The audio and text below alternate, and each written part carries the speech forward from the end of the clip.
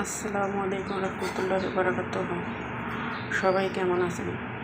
আশা করি আল্লাহর অশেষ রহমতে ভালো আছেন।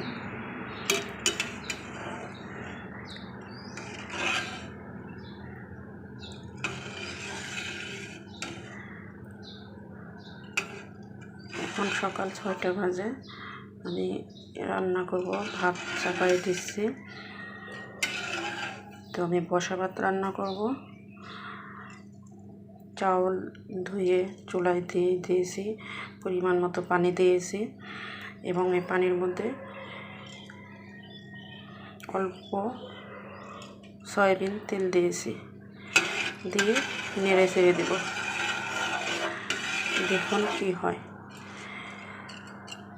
আমরা অনেক সময় ভাত চাপিয়ে অন্য কাজে চলে যাই, কিন্তু বারবার আসা লাগে, ভাতের ঢাকনা তুলে দেওয়া লাগে, ভাত বলকিয়ে পড়ে যায়। কিন্তু এই তেল দেওয়াতে ভাতটা পড়বে না, বলকাবে, কিন্তু ঢাকনার নিচে থেকে যাবে, পড়বে না। এবং এই তেল দিয়েতে আরও উপকার আছে, সেটা হলো ভাত একসাথে লাগবে না, ভাত ঝরঝরে হবে এবং ভাত সাদা হবে।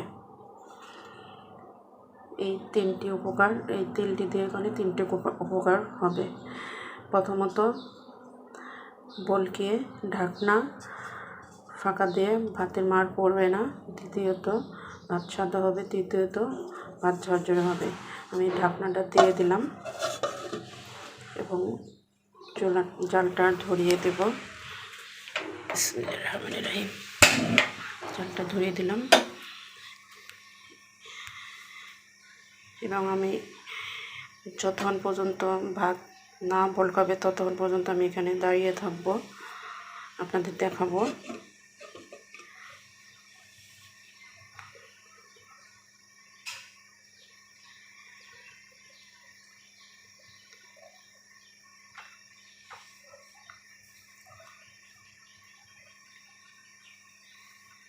ভাতটা বলকাতে থাক,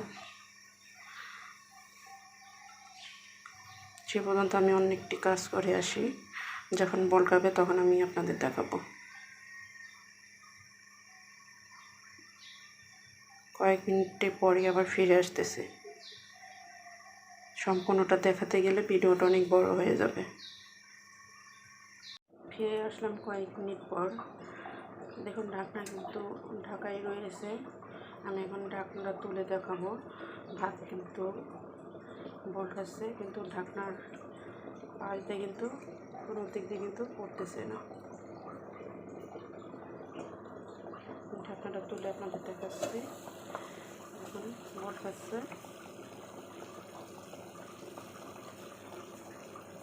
পাতিলটা কিন্তু খুবই ছোট।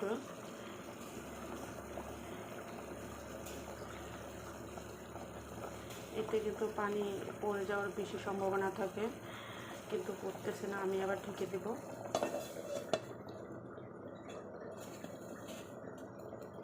আমি আবার ঢেকে দিলাম।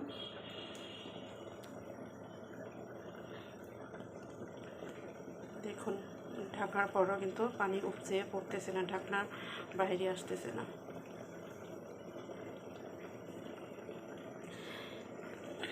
এভাবে আমরা রান্না করলে কিন্তু নিশ্চিন্তে ঢেকে দিয়ে অন্য কাজে চলে যেতে পারি, বারবার আসতে হয় না।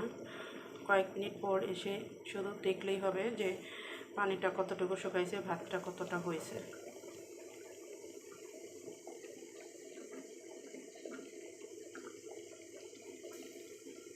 ঢাকনার নিচে কিন্তু পানি বলকাচ্ছে, শব্দ হচ্ছে, কিন্তু বাইরে কিন্তু একদমই আসতেছে না।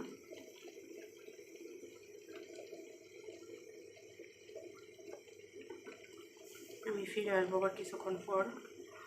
যখন ভাতটা প্রায় হয়ে যাবে তখন আমি আপনাদের আবার দেখাবো।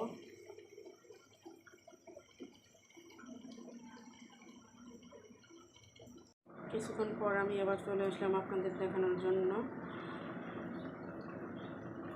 দেখুন, চুলার আঁচ কিন্তু ফুল স্পিডে চলতেছে।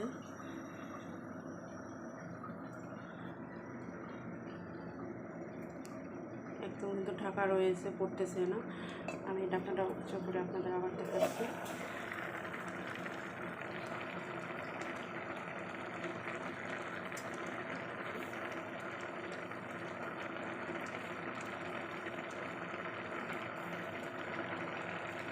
এবার ঢেকে দেব। 2 মিনিট পর আমি চুলার আঁচটা একদম কমিয়ে দেব। তখন ভাতটা প্রায় হয়ে যাওয়ার পথে, এই জন্য চুলার আঁচটা আমি 2 মিনিট পর কমাবো। এতক্ষণ কিন্তু ফুল স্পিডে জ্বালানো ছিল।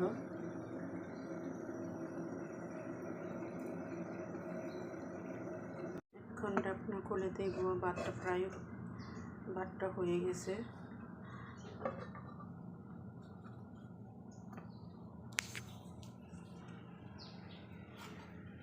ভাতটা কিন্তু অনেক সাদা ধপধপে হয়েছে। ভাতটা নিয়ে দেখাবো। ভাতটা কত সুন্দর ঝরঝরে।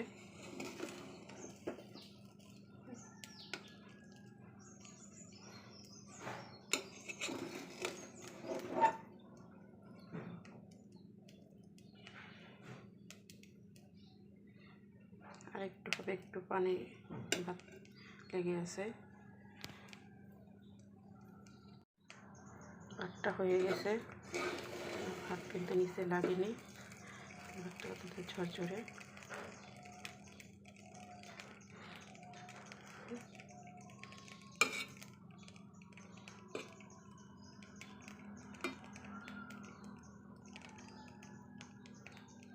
চুলাটা বন্ধ করে দেব। ভাত হয়ে গেছে। চুলাটা কিন্তু একদম কমিয়ে দিয়েছিলাম শেষের দিকে, বন্ধ করে দিলাম। দেখুন আমার ভাতের চাউলটা কিন্তু এই কালারে ছিল, একদম লাল। এই চাউলের ভাতটা দেখুন কতটা সাদা হয়েছে। আপনারা একবার ট্রাই করবেন, তাহলেই বুঝতে পারবেন। সবাই ভালো থাকবেন, সুস্থ থাকবেন। আল্লাহ হাফেজ। আসসালামু আলাইকুম রহমতুল্লাহ।